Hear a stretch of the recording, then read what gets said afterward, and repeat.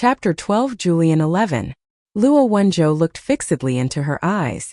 Surname Feng, full name Feng Nian? Or Feng Niange? I don't know. That's what it sounded like, but he had a bit of an accent. I don't know what the characters were, or even if the last character was a form of address or part of the name, said Zhang numbly. It was already late that day, and he suddenly jumped out, smiling so fawningly and saying weird things. He seemed a little crazy, and I didn't have anyone with me. I was a little scared, so I kept saying, I don't know him.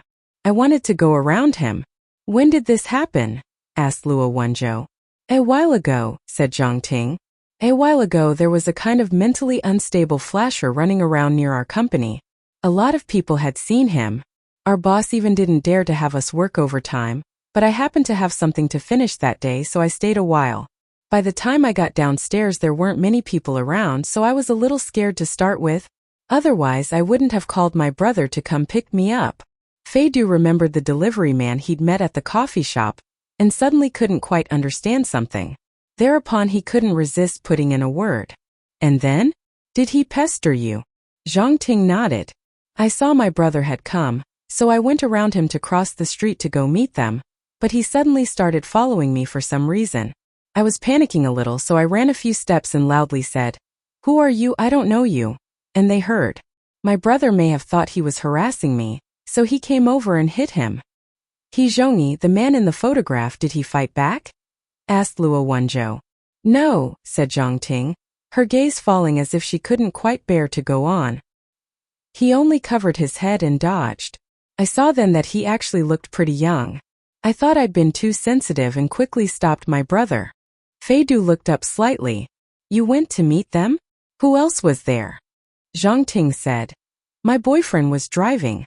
My brother was a little drunk. I see, said ZhouDu, then made a perfectly right and realistic display of disappointment. How come all the good girls have boyfriends already? Who's moving so fast? Luo Wenzhou frowned at him, making such a weird diversion at such a time, but didn't tell him to be quiet. Zhang blushed a little at his suggestive words. It's Rongshuan's Zhao Haochang, don't you know him too? The Rongshuan law firm's attorney Zhao? ZhouDu, seemingly inadvertently, looked past her at Luo Wenzhou. No wonder the lawyer came so promptly. Luo Wenzhou asked, and after that? Did you see He Zhongyi again? Zhang shook her head. Looking at Luo Wenzhou, she stammered out, Captain Luo, my brother couldn't have killed someone. Luo Wenzhou's expression relaxed. He said to Zhang, If your brother hasn't done anything wrong, we won't unjustly accuse him. Even if we were so unreasonable that we wanted to pick someone at random to unjustly accuse, we still couldn't pick our old Director General's relative, right? Rest assured. Since your brother couldn't have killed anyone, nothing will happen to him here. Zhang heard him, but it was no use. The useless Zhang Donglai really wasn't easy to handle. So while she'd said he couldn't have, inside she wasn't so sure. Go in and give them a statement, said Luo Wenzhou. I'll have Lang Qiao come. You just tell her the truth. It'll be all right. Before he had finished speaking, ZhouDu had already moved slightly in front of Zhang and beckoned to her like he was coaxing a child. He quietly said, Don't be afraid. I'll come with you. This conduct of waiting hand and foot on someone else's little sister really made it seem like he was the brother-in-law. Luo Wenzhou couldn't stand this degenerate bourgeois lifestyle of chatting up girls for no reason. He wanted to sneer, but he was afraid of upsetting Zhang again, so he had to let it go. ZhouDu accompanied Zhang into the city bureau, and sat waiting outside holding a paper cup while she was giving her statement. After a moment, Luo Wenzhou strolled over and sat next to him. You people calling in lawyers at the first sign of trouble. It puts us in an awkward position. I didn't tell them to call a lawyer, said ZhouDu just when Luo Wenzhou was thinking in wonder that he would actually use human speech to defend himself. He quickly added another sentence that didn't sound so sensible. If Zhang Donglai had killed someone and I wanted to get him out of it, I'd have no need for this useless lawyer. I'd give you another murderer. When he spoke with Tao Ran, ZhouDu was forever showing a sound and law-abiding aspect. Speaking to him, however, it was forever the wretched and grim aspect, defying laws human and divine. Neither end seemed especially like the truth anyway. Luo Wenzhou didn't know when he was just running his mouth and when he was telling the truth. You believe that money is all-powerful, said Luo Wenzhou, his expression stern and grave but his voice indolent, his manner lying somewhere between joking and proper. Comrade, your views are very dangerous. If it isn't all-powerful, that's only because you don't have enough money. Fei Du's expression didn't alter. He changed the subject. Where's Tao Ran? Much obliged to President Fei for showing us the way, said Luo Wenzhou. But the manner of showing it could stand discussion. It can't serve as evidence in court. I had to send him to find some evidence we could use. Otherwise, when that lawyer you people brought forces us to release Zhang Donglai, will we have to release him or not? This speech was very indistinct. It sounded very much like he was giving a spy's countersign. Had the walls had ears, they would probably still have been all at sea.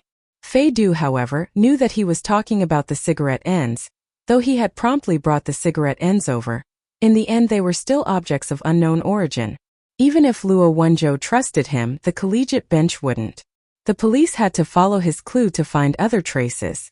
Even if I hadn't touched them, you wouldn't have been in time to get them. You wouldn't even be able to determine whether that person was the victim. Fei Du shrugged.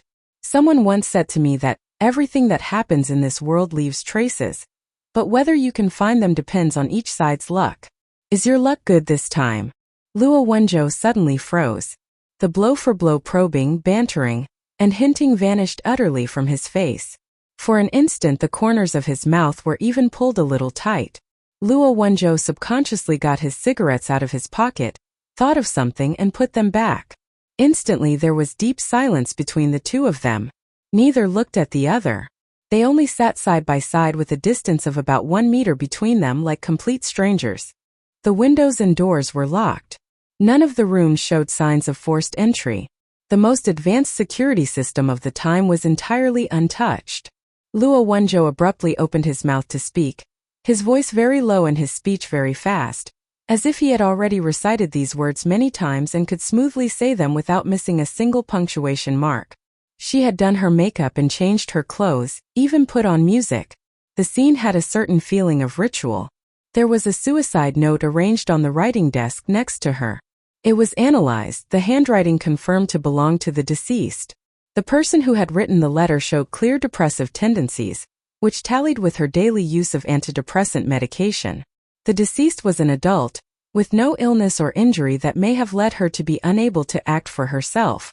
No drugs sufficient to cause unconsciousness were found in her system. There were also no defensive wounds on her body. That's all the evidence we collected at the time. You were the one who reported the case. You reached the scene before we did. Unless you want to tell me that you hid some evidence back then, it was without a doubt a suicide. Fei Du didn't speak. His sitting posture seemed very relaxed, legs crossed, upper body leaning forward slightly, one hand casually lying on his knee and the other holding a paper cup that was no longer steaming. His long and slender fingers were tapping out a beat on the rim of the cup, as if there was a melody no one else could hear filling the air. I said to you then, everything that happens in this world leaves traces as long as it's real.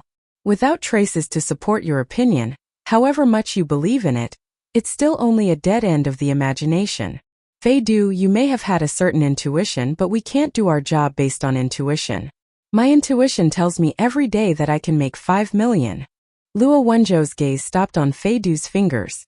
Then, in an almost callously objective tone, he said, and you know there's a theory abroad that says that if a person wants to kill herself, she may suddenly use some means to confess it to the people close to her.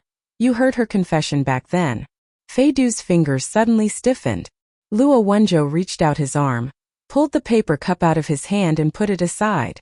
If you really want to talk over this case with me, I maintain my judgment to this day, but it doesn't matter whose judgment it is.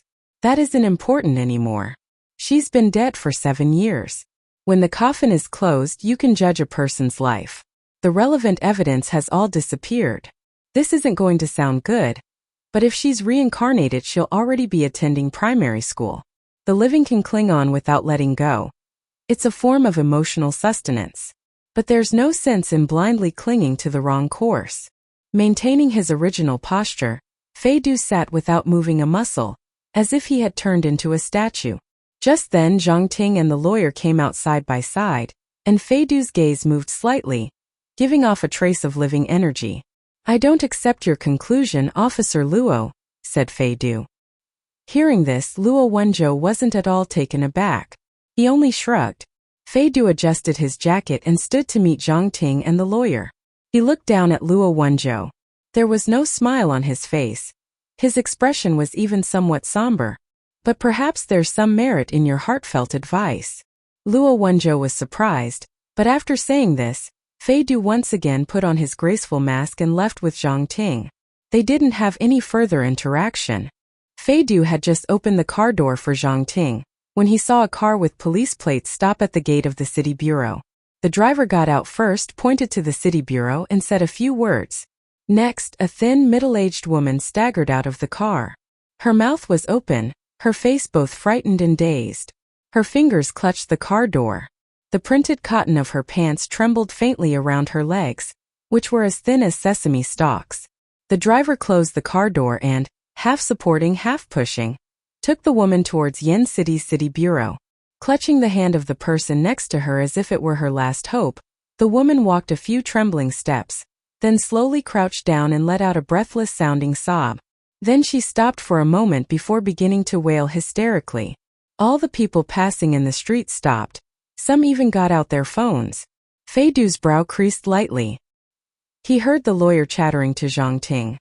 Their so-called serious suspicion has no evidence to support it. Miss Zhang, set your mind at ease. I'll stay here to keep an eye on things. When the time comes, they'll have to release him. He Zhongyi's mother suffers from uremia. She has to go for dialysis constantly. He was the family's only source of income. Lang Qiao was saying quickly next to Luo Wenzhou. The sound of the woman's crying had the power to penetrate into the city bureau and echo. Lang Qiao frowned as if she couldn't quite bear it. Will she be all right crying like this? She's already sick. I don't want something else to happen. Luo Wenzhou didn't have time to answer. Another officer from the criminal investigation team came trotting over. Chief, the Flower Market District Subbureau has sent in a request. Because the murderer is suspected of having moved the corpse, the original scene of the crime is unclear, and the Subbureau's jurisdictional powers are limited, they want to pass the 520 case on to us. Captain Luo, the lawyer Zhang Ting brought keeps questioning our procedure for taking the suspect into custody. We didn't have enough evidence to arrest Zhang Donglai. Should we release him? Chief Luo. Luo Wenzhou pressed his hand down, pressing down everyone's simultaneous talk. Amidst the sound of He Zhongyi's mother crying, he picked up his phone. Tao Ran, go ahead. Wenzhou. I've got the surveillance footage for the number 34.